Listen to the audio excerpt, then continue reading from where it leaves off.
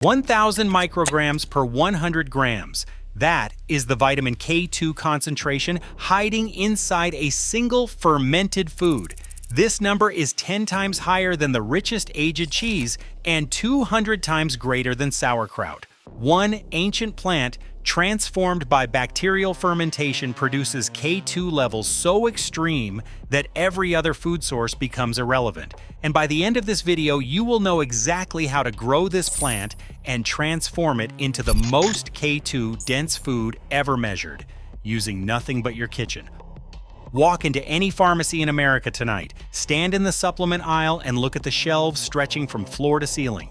Vitamin A in orange bottles, vitamin B complex in yellow, vitamin C everywhere you look, vitamin D promoted on every end cap display. These vitamins dominate the conversation. They fill the advertisements. They appear on cereal boxes and juice cartons and protein bars, but one vitamin remains almost invisible on these shelves. One vitamin that researchers now believe may be more important than any of them. The forgotten nutrient that 97% of Western adults lack. That number deserves repetition. 97%. In a study published in the Journal of Human Nutrition and Food Science, researchers evaluated 452 healthy adults with no obvious health problems. They used advanced testing methods that standard blood work ignores. The results shocked the medical community. 438 out of 452 participants tested deficient or insufficient in vitamin K2. These were not sick people. These were healthy adults who believed they were eating well. And almost every single one of them was starving for a nutrient they had never heard of. The confusion begins with a simple mistake. Most people assume vitamin K is vitamin K. They eat their spinach and kale and believe they have covered their bases, but the science tells a different story. Vitamin K1 and vitamin K2 are fundamentally different substances with completely different sources and completely different functions in the human body. Vitamin K1 comes from leafy green vegetables. Spinach provides it, kale provides it, broccoli and Brussels sprouts provide it, but vitamin K2 does not exist naturally in plants at all. Vitamin K2 is synthesized by bacteria. It requires fermentation or animal sources. Two vitamins share a letter, but they are separated by everything that matters. The Western diet failed to account for this distinction. 3 generations ago, American families regularly consumed organ meats and fermented vegetables. Liver appeared on dinner tables, sauerkraut sat in refrigerators, families made their own pickles and preserved their own vegetables through traditional fermentation. These foods provided K2 without anyone understanding the science behind them. But modern eating patterns eliminated these traditions. Americans stopped eating liver because they found it unpleasant. They stopped fermenting vegetables because supermarkets offered convenient alternatives. They replaced ancestral wisdom with industrial convenience, and in doing so, they removed K2 from their diets entirely. The consequences of this shift emerged in a landmark study conducted in Rotterdam, Netherlands. Researchers followed 4,807 participants for 10 years, tracking their dietary habits and health outcomes. The results, published in 2004, changed everything scientists understood about vitamin K. Participants who consumed at least 32 micrograms of vitamin K2 daily experienced a 50% reduction in arterial calcification.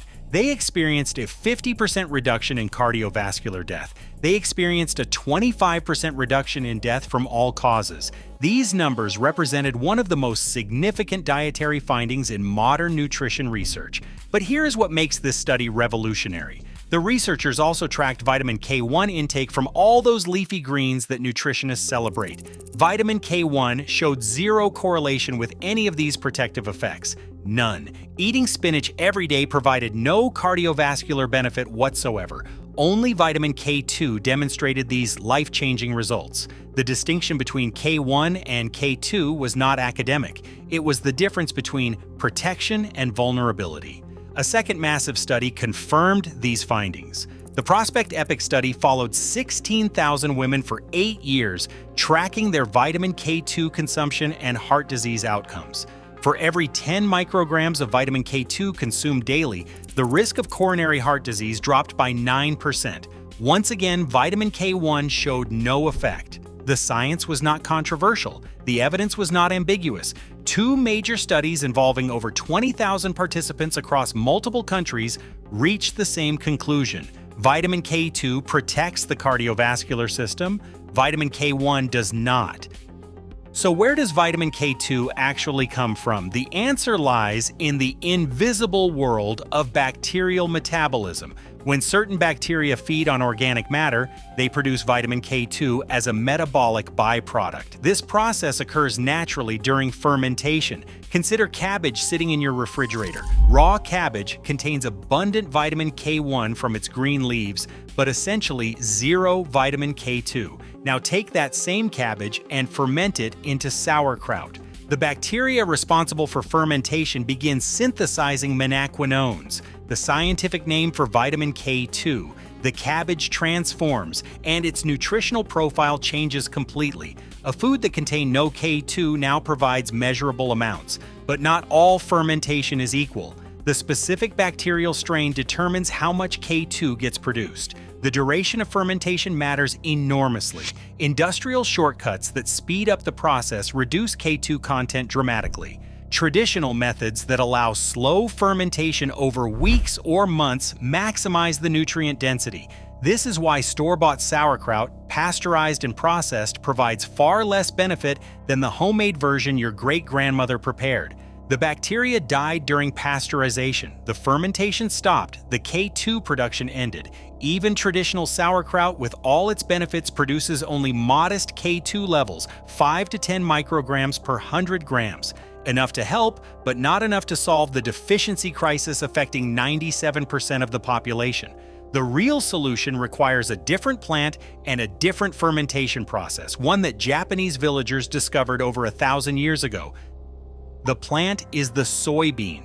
The fermentation process transforms it into natto. The K2 concentration reaches levels that seem almost impossible, 900 to 1,000 micrograms per 100 grams. This is not a marginal improvement over other foods. This is 100 times more K2 than sauerkraut. This is 10 to 15 times more than aged Gouda cheese, which was previously considered the richest source. Scientific analysis published in Food Chemistry confirmed these measurements. Natto contains the highest concentration of vitamin K2 ever recorded in any food.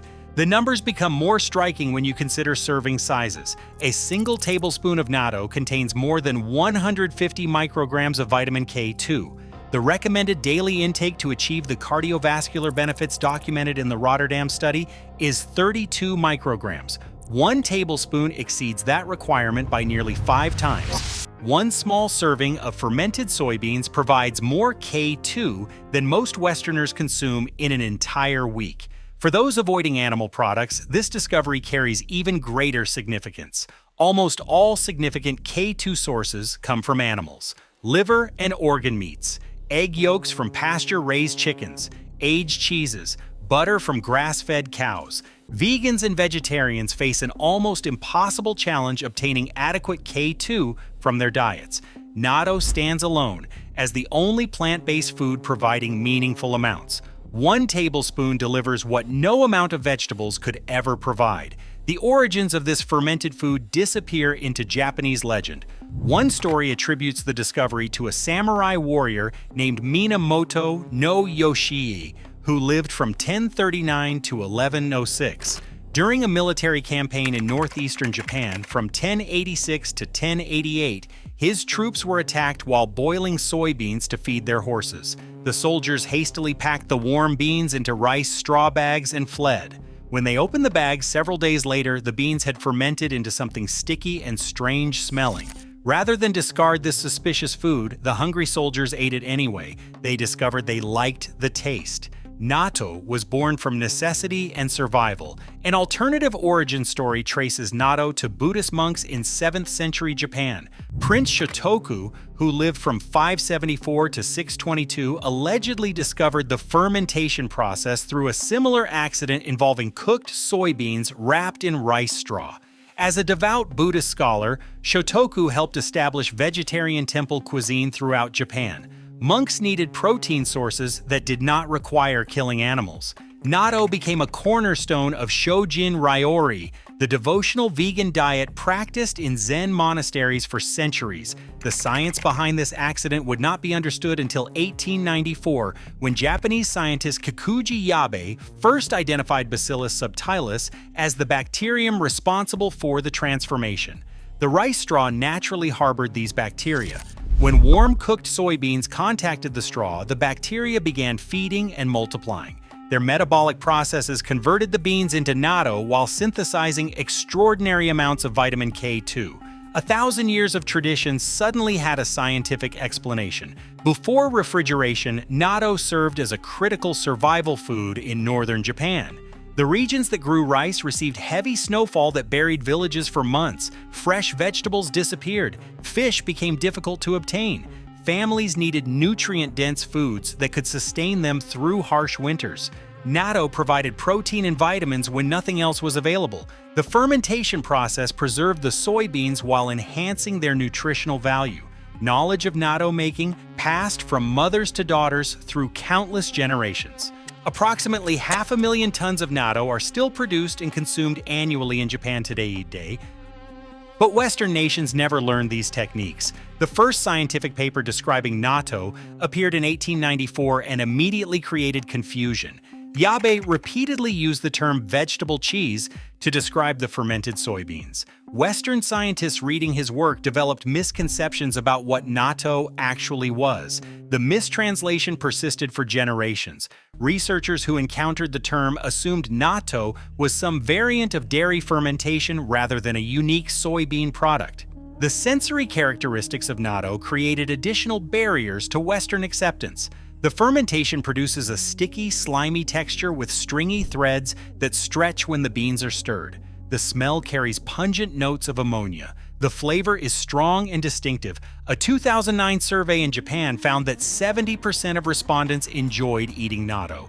But this preference developed through cultural familiarity from childhood. Western palates encountering natto for the first time typically react with immediate rejection. These barriers, combined with a third factor that explains why natto remained unknown in the West for over a century.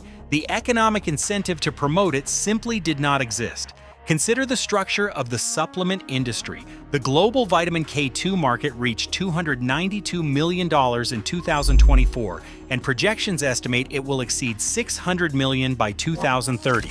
The broader vitamin K2 supplements market was valued at $1.36 billion in 2023, with expected growth exceeding 12% annually through 2030. Billions of dollars flow through an industry built on capsules and pills. These supplements require industrial processing. Companies must extract the vitamin from source materials. They must purify it to pharmaceutical standards. They must encapsulate it in precise doses. They must maintain cold chain shipping to preserve potency. They must conduct quality control testing. Every step adds cost. Every step creates opportunity for profit margins. Every step builds barriers that protect established players from competition. Now consider natto. The soybeans can be grown in a backyard garden. The fermentation requires nothing more than cooked beans and bacterial starter culture. A home kitchen provides all necessary equipment. The process takes 24 hours. The result provides more K2 than any supplement on the market. No patents are possible on fermented soybeans. No extraction technology requires licensing. No capsule formulation needs protection. A farmer with seeds and patience can produce unlimited K2 forever. The economics threaten every link in the supplement supply chain. This explains the research disparity that persists to this day. Search the PubMed database for studies on fish oil and omega-3 fatty acids. You will find over 15,000 published papers. Now search for studies on natto and vitamin K2. You will find a few hundred. The ratio approaches 40-1. This gap does not reflect scientific merit.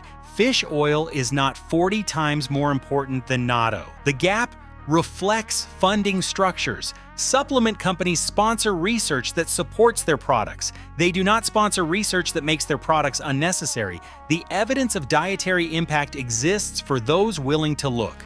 Research published in the journal Nutrition compared blood levels of vitamin K2 in women from 3 different locations: Tokyo, where natto is consumed frequently; Hiroshima, where natto is rarely eaten, and Britain, where natto is essentially unknown. The results were striking. Tokyo women showed mean serum concentrations of 5.26 nanograms per milliliter. Hiroshima women showed 1.22. British women showed 0.37. The difference between regular natto consumers and British women was 14-fold.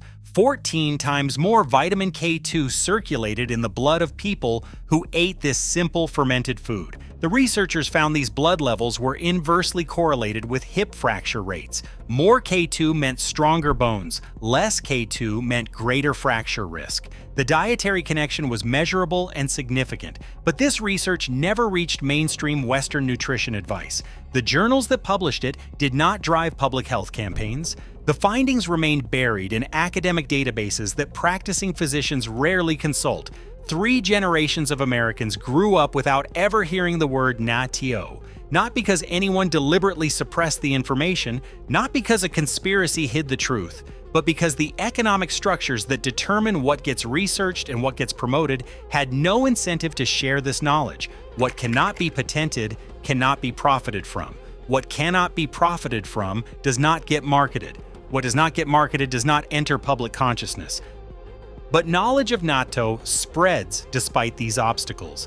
The internet routes around information blockades. Communities share traditional wisdom that corporations would prefer stayed hidden, and the practical reality remains unchanged. You can grow soybeans yourself. They thrive in USDA hardiness zones 3 to 9, which covers most of the continental United States and equivalent climates across Europe. The plants tolerate various soil types. They fix nitrogen from the atmosphere, improving soil fertility rather than depleting it. A single harvest provides enough seeds to plant the following year. One purchase becomes permanent supply. The cultivation process requires minimal expertise. Plant seeds directly in soil after the last frost date. Space plants 4 to 6 inches apart in rows. Water during establishment, then reduce as plants mature. Soybeans tolerate drought once their root systems develop. Harvest when pods have dried on the plant and beans rattle inside. Store dried beans in cool, dry conditions where they remain viable for years. Transforming those beans into natto requires equally simple techniques. Soak dried soybeans overnight in clean water. Steam or pressure cook until soft enough to crush easily between your fingers. While still warm, inoculate with Bacillus subtilis natto spores. Starter cultures are available online for a few dollars and contain enough bacteria for dozens of batches. Spread the inoculated beans in shallow containers. Maintain temperature from 100 to 115 degrees Fahrenheit for 22 to 24 hours. An oven with only the light turned on often provides adequate warmth. An instant pot set to yogurt mode works reliably. The total equipment investment rarely exceeds $50. The fermentation proceeds invisibly at first. After 12 hours, thin white threads begin connecting the beans. After 18 hours, the characteristic natto smell emerges. After 24 hours, the transformation is complete. The beans have become sticky and aromatic. They have synthesized K2 at concentrations that dwarf every other food source. One batch provides weeks of supplementation. The process can be repeated indefinitely using your own homegrown soybeans and saved starter culture. Fresh natto stores in the refrigerator for several weeks. It freezes beautifully for months without degrading its nutritional content. Traditional Japanese serving methods pair natto with hot rice and soy sauce. The heat softens the texture while the soy sauce mellows the flavor. Some add mustard or green onions, others mix in a raw egg. The combinations are endless and personal preference develops over time. The sticky texture that initially repels Western palates becomes familiar with repeated exposure. The strong flavor that seems overwhelming at first becomes appetizing. Japanese children grow up eating natto from infancy. Their palates never learn to reject it. Adult Western converts report that acceptance typically requires 5 to 10 exposures. The brain learns to associate the unusual sensory experience with positive nutritional outcomes. Acquired tastes work this way across all cultures. The supplement industry will continue growing. Market projections confirm this trajectory. Billions of dollars will flow to companies selling vitamin K2 in capsule form. Marketing campaigns will emphasize the importance of supplementation without mentioning that a tablespoon of fermented soybeans provides the same benefit. Physicians will recommend products they learned about from pharmaceutical representatives. The economic engine will keep turning, but the bacteria do not care about market projections. Bacillus subtilis cares about reproduction and fermentation. It cares about converting soybeans into natto while synthesizing menaquinone 7. It has been doing this for over 1,000 years in Japanese villages. It did this accidentally in rice straw bags carried by samurai warriors. It did this intentionally in Buddhist monasteries seeking plant-based protein. It continues doing this today in commercial factories producing 500,000 tons annually.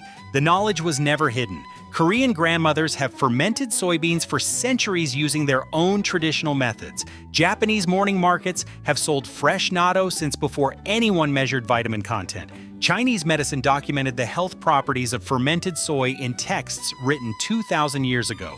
The information existed in plain sight for anyone who looked beyond Western nutrition science.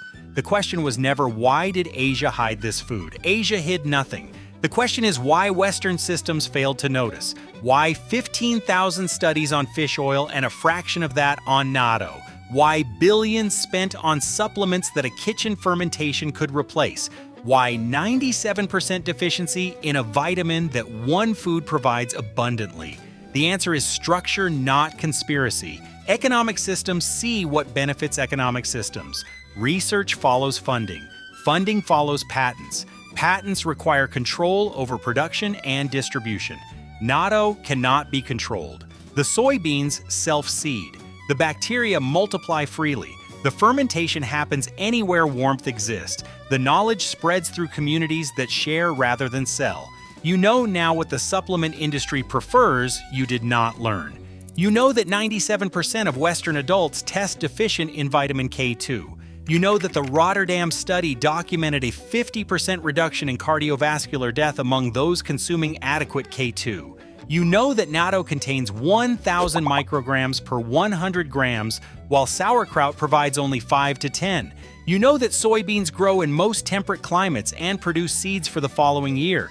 You know that fermentation requires 24 hours and minimal equipment. The fermentation vessels sit waiting. The bacteria remain ready. The process that sustained Japanese villages through harsh winters remains unchanged by modern complexity. One decision by one person today creates food infrastructure that lasts for generations. Seeds saved from this harvest grow next spring without permission. Starter culture divided from this batch inoculates the next. The system perpetuates itself once established. This is what food sovereignty looks like.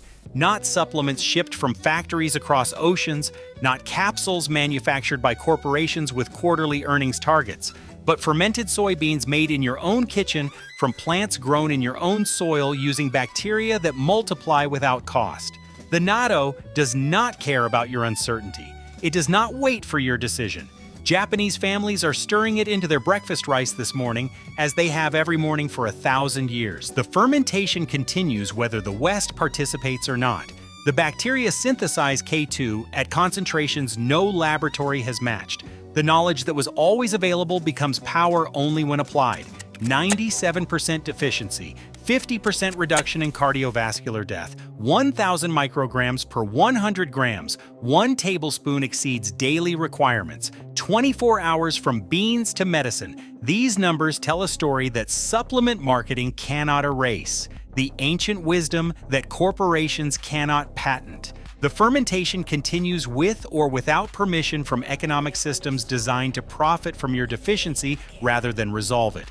The soybean waits in the soil, the bacteria wait in the starter, the transformation waits for warmth and time. Everything required for vitamin K2 abundance exists within reach of anyone willing to learn what 1,000 years of Japanese tradition already proved.